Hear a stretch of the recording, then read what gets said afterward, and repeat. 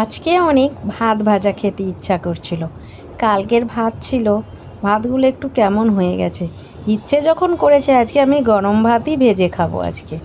তো তার জন্য আমি দেখো এদিকে সমস্ত কেটে রেডি করে নিয়েছি।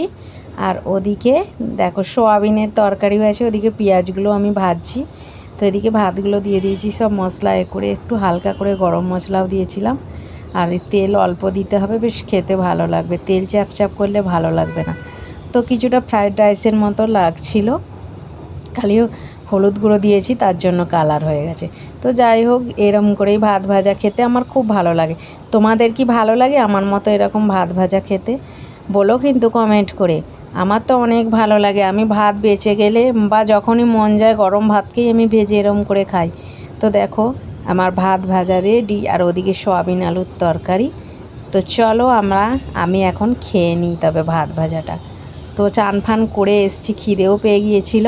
তো তার জন্য আমি ভাত ভাজাগুলোই আমি খেয়ে নিলাম। তো এমনি ভাত খেতে না আমার বেশি ভালো লাগে না সয়াবিনের তরকারিটা, এরম করে খেলে বেশ ভালো লাগে। তো তোমাদের কি ভালো লাগে বলো কিন্তু কমেন্ট করতে ভুলো না।